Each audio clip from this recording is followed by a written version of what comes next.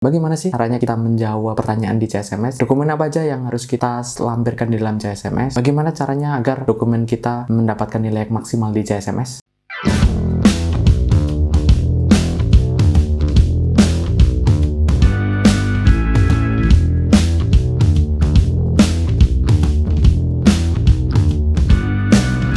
Kali ini kita akan bahas mengenai CSMS. Kalau video sebelumnya kita sudah bahas urutan-urutan CSMS, kali ini kita akan bahas mengenai prakualifikasi CSMS atau PQ. Syarat perusahaan untuk bisa memenangkan tender pada saat open lelang adalah dia lulus CSMS. Salah satunya adalah dia harus lulus tahap yang namanya PQ atau prakualifikasi penilaian dari kontraktor. Oke, di video ini kita akan bahas mengenai apa saja sih dokumen yang harus kita lampirkan pada saat PQ. Yang akan kita bahas di sini adalah PQ dari PT Pertamina. Saya ambil dari contohnya karena saya ambil langsung dari websitenya yang kita bahas di sini. Mudah-mudahan video ini bisa bermanfaat untuk kita semua. Oke, video ini akan kita bagi menjadi 4 part karena di dalam PQ-nya CSMS yang Pertamina itu dibagi 4 ya. Yang pertama adalah komitmen manajemen, yang kedua adalah pembinaan, yang ketiga adalah prosedur, yang terakhir adalah peralatan. Mungkin kalau di tempat-tempat lain atau di perusahaan migas yang lain itu agak berbeda ya, karena masing-masing perusahaan memiliki prosedur ataupun cara untuk PQ masing-masing. Tapi intinya sih sama saja karena biasanya ada yang 9 elemen, ada yang 7 elemen, tapi semua itu mencakup semuanya. Yang pertama kita akan bahas mengenai komitmen manajemen. Jadi pertanyaan yang pertama diajukan adalah, apakah perusahaan saudara memiliki kebijakan K3L? Jawab iya. Ketika jawab iya, berarti kita harus lampirkan apa?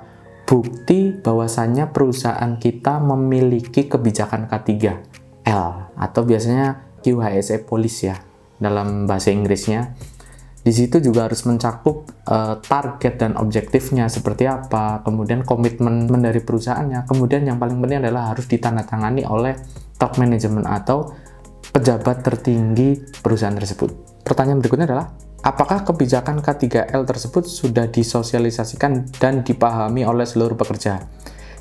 Maka kita harus jawab iya. Terus dokumen apa yang kita lampirkan? Kita harus melampirkan dokumen ataupun form yang menyatakan bahwasanya itu kebijakan tersebut telah disosialisasikan kepada seluruh pekerja. Misalnya, dalam form safety induction kita dikasih kolom atau kita beli kolom, di situ ada statement saya telah menerima atau memahami tentang kebijakan K3 di perusahaan A. Maka itu ada tinggal diconteng jawab iya atau tidak. Kemudian di situ ada statement si peserta induction itu di tanda tangan di form tersebut. Terus yang kedua, pastikan lampirkan foto-foto kebijakan tersebut ditempel di seluruh area lokasi kerja.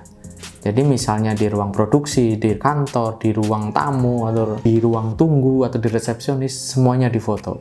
Jadi intinya selengkap mungkin. Yang ketiga, apakah kebijakan K3LL tersebut ditandatangani pimpinan tertinggi? Kalian harus jawab iya dan lampirkan bahwasanya di situ ditandatangani oleh pimpinan perusahaan tertinggi. Kalau nggak percaya, bisa dilampirkan struktur organisasinya sehingga meyakinkan bahwasanya itu telah ditandatangani oleh pejabat tertinggi. Yang keempat, apakah kebijakan K3LL tersebut secara berkala direview atau dimutakhirkan sesuai kondisi internal dan eksternal perusahaan? Jika ya, lampirkan buktinya. Yang kita lampirkan adalah yang pertama adalah bukti kebijakannya atau komitmennya, komitmen manajemennya. Itu yang terbaru. Kemudian kalau kalian punya file yang lama atau kebijakan sebelumnya, bisa dilampirkan di situ. Misalnya, terakhir kebijakan itu ditandatangani tahun 2018. Kira-kira sebelum 2018 punya kebijakan yang lama nggak? Kalau ada, silakan dilampirkan.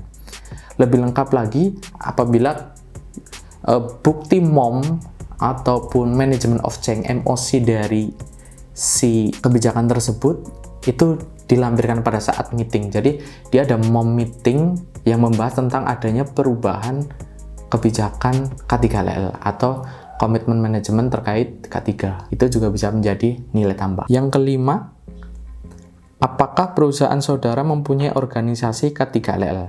Di sini kalian lampirkan organization chart departemen HSE dan juga organization chart perusahaan. Jadi kalau organization chart perusahaan itu dimulai dari direktur sampai yang ke bawah. Kemudian kalau organisasi HSE itu tergantung ya dari tempat kerja teman-teman semua. Tapi biasanya kalau dia memiliki HSE manager, maka dia harus lengkapi dari level direktur, kemudian HSE manager, kemudian di bawahnya siapa aja, apakah staffnya, atau officernya, atau koordinatornya, atau seperti apa, dilampirkan sejelas mungkin. Apakah perusahaan saudara memiliki program inspeksi manajemen K3LL? Ya, jadi yang dimaksud di sini adalah seperti site visit ya, tapi dari manajemen, atau biasanya banyak perusahaan yang bilang MWT, Management Walkthrough. Jadi kalian bisa buat metrik ya, metrik dalam arti schedule, timeline, bahwasanya jadwal manajemen walkthrough itu dalam 1 tahun. Misalnya MWT itu dilakukan setiap 3 bulan sekali. Maret, kemudian Juni, kemudian September, kemudian Desember. Kalian tampilkan jadwal tersebut. Kemudian MOM dari MWT tersebut ditampilkan. Apa saja temuannya, apa saja masukan dari si direktur atau top manajemen ketika datang ke site. Kemudian ditulis di situ, masukkan ke dalam MOM. Dan jangan lupa daftar hadir yang menyatakan bahwa si direktur itu memang menghadiri tersebut, dan juga foto-fotonya. Apakah hasil temuan inspeksi manajemen K3LL selalu ditindaklanjuti? Nah, ketika kalian sudah membuat jadwal MWT dari top manajemen, yang harus kalian lakukan adalah membuat laporan dari kunjungan tersebut. Misalnya, di bulan Maret, si direktur itu datang ke site, kemudian dia memiliki beberapa temuan yang harus diselesaikan. Nah, kalian harus membuat laporan before dan afternya. Pada saat before berarti pada saat temuan dari direktur tersebut, kemudian afternya seperti apa, perbaikannya seperti apa. Jadi, kalau begitu nanti MWT berikutnya, atau di bulan Juni misalnya, itu akan mereview dari temuan-temuan pada saat MWT pada saat bulan Maret. Nah, di situ ditampilkan MWT bulan Maret, closingnya tanggal berapa. Kemudian ketika nanti bulan Juni ada MWT lagi, dia harus ada target closingnya. Jadi setiap mau MWT lagi, itu harus sudah ada report yang sudah close, minimal harus ada yang close untuk MWT berikutnya, agar tidak menjadi temuan yang berulang. Apakah dalam setiap rapat manajemen aspek HSE selalu dibahas? Jawaban ya. Yang kita lampirkan adalah ketika setiap bulan itu ada meeting manajemen, jadi semua manajer-manajer itu hadir. Di situ ada top manajemen, kemudian manajer, kepala bagian, dan lain-lain. Di situ harus dipastikan bahwasannya kita ada sesi sendiri untuk tim HSE untuk menyampaikan perkembangan dan juga masalah-masalah, kemudian isu-isu HSE yang ada di area perusahaan. Dan jangan lupa foto meeting manajemen dan juga MOM-nya dan juga daftar hadirnya. Harus ada tim HSE yang ada di situ. Dan juga di MOM itu harus tertulis poin-poinnya.